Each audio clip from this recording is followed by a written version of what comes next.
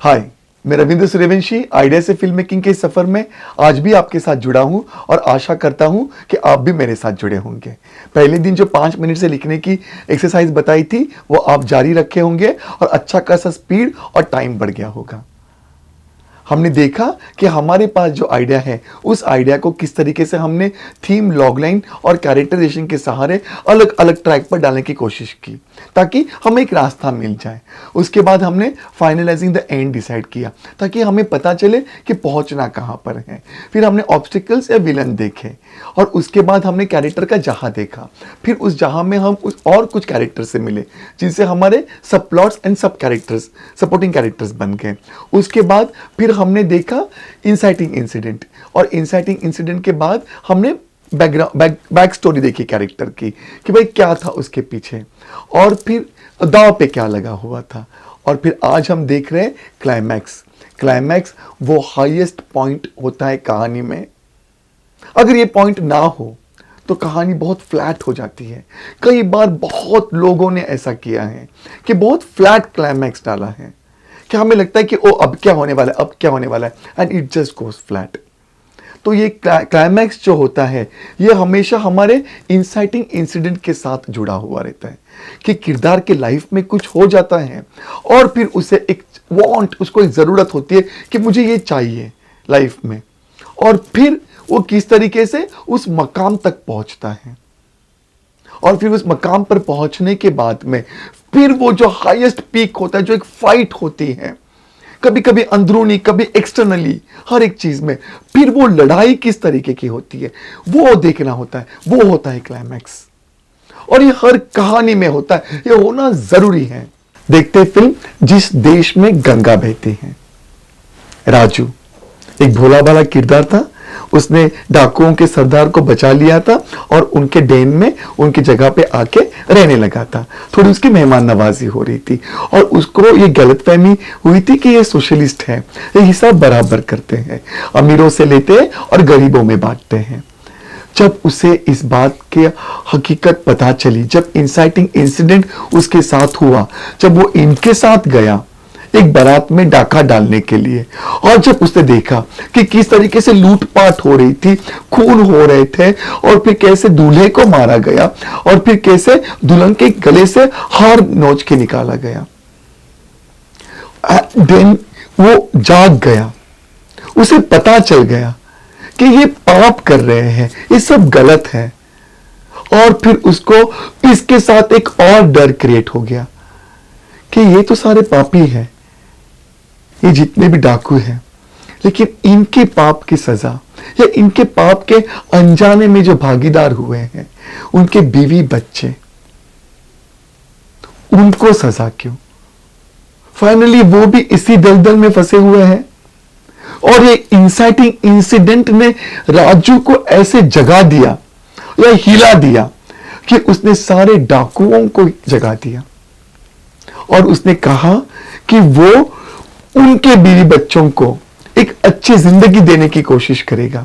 अगर ये अपनी जो गलती इन्होंने की है वो मांगते हैं, वो एक्सेप्ट करते हैं और अपने आप को सरेंडर कर देते हैं पुलिस को, तो फिर इनकी जो सजा है, ये तो काटनी है इनको, डाकुओं को, लेकिन उसकी जो सजा है वो इनके बीवी बच्चों को ना मिले, उनको समाज में एक अच्छी इज्जत मिले, बच्चों को अच्छी शिक्षा मिले। ये उसका उस इंसाइटिंग इंसिडेंट के बाद में इसका ये एम बन जाता है।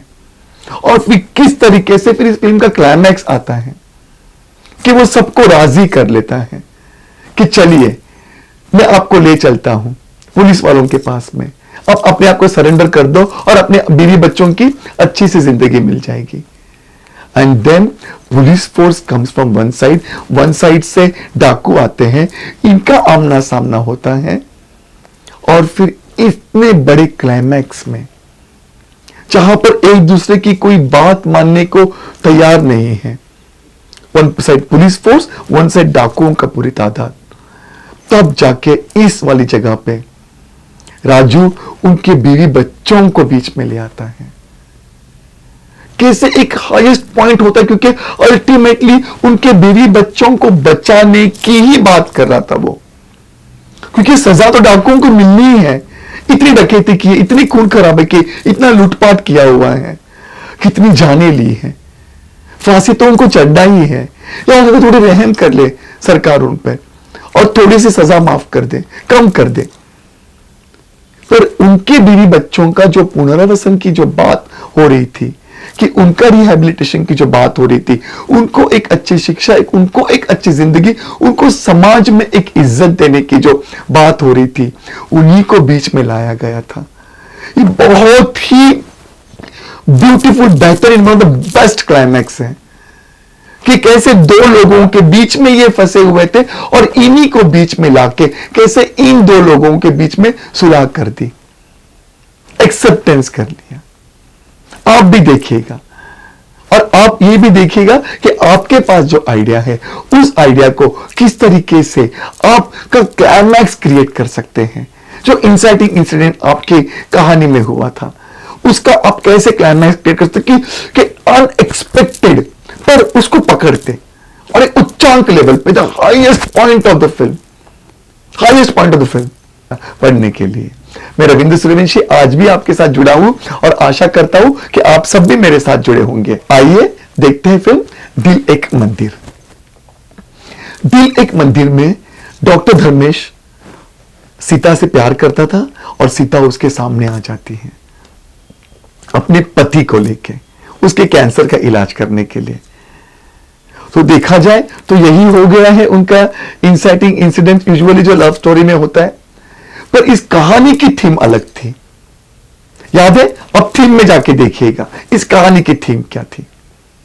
और फिर उसके पास एक इंसाइटिंग इंसिडेंट आता है डॉक्टर धर्मेश की जिंदगी में, जब सीता कहती है कि कहीं धर्मेश उससे, उसकी जो उसने बेवफाई की थी मजबूरी में आके, उसका बदला ना ले उसकी पति के मौत से, कि डॉक्टर धर्मेश राम को, सीता के पति को खत्म ना कर दे, मार ना डाले ऑपरेशन के बहाने, उसकी बीमारी के बहाने। एंड दिस इंसाइटिंग इंसिडेंट जो डॉक्टर धर्मेश की लाइफ में होता है, तो ये उसका बस उस वक्त से जो उसकी जो जर्नी निकलती है कि एक उच्चांक आ जाता है, एक ऐसा बंदा जो कैंसर के लास्ट स्टेज पर है, जो मरना जिसका जो हकीकत है कि that's a fact, he is going to die, ऐसे स्टेज पर जो बंदा आया हुआ है, तो ये उसको बचाने से ज्यादा उसके ऊपर जो इल्जाम लगा हुआ है सीता के जरिए, जो एक कलंक डाला है सीता ने उसके ऊपर, जो उसके पेशे पर एक कलंक लगाया है, उसकी अच्छाई पर एक कलंक लगाया। जिस इंसान को सीता जानती थी शादी के पहले, उससे प्यार करती थी, तो ये जो सारा उसके ऊपर जो कलंक लगाए, जो कालिक लगाने की कोशिश की है, उसको इतना गिराने की कोशिश की है सीता ने कि डॉक्टर धर्मेश की लाइफ का एक उच्चांक आ जाता है कि उसे किसी भी कीमत पर ये ऑपरेशन सक्सेसफुल करना ही है, और वो दिन रात एक कर देता है। इतना रिसर्च करता है, इतनी पढ़ाई करता है, खुद की हेल्थ की परवाह नहीं करता, और फिर वो हाईएस्ट पॉइंट आ जाता है जहां पर राम बच जाता है ऑपरेशन से, and doctor Dharmesh heart attack से, over pressure, whatever he has taken for so many days, जो एक अंडर वो प्रेशर वो था कॉन्स्टेंटली, एक तो नियति, एक तो वो नीति, एक उसका जो अपना नेचर, एक उसका जो मेडिकल साइंस, एवरीथिंग का जो उसने प्रेशर लेके रखा था, वो दम तोड़ देता है, वो एक उच्चांक पे आ जाता है। सोचिए किसी को बचाने की खातिर एक बंदा निकला है और वहां पर खुद फंसा हुआ है, उसकी अपनी इज्जत, आबरू, नाम, दाव, पेशा, सब कुछ दाव पे लगा हुआ है। ऐसा बंदा खुद मर जाता है, अमर हो जाता है।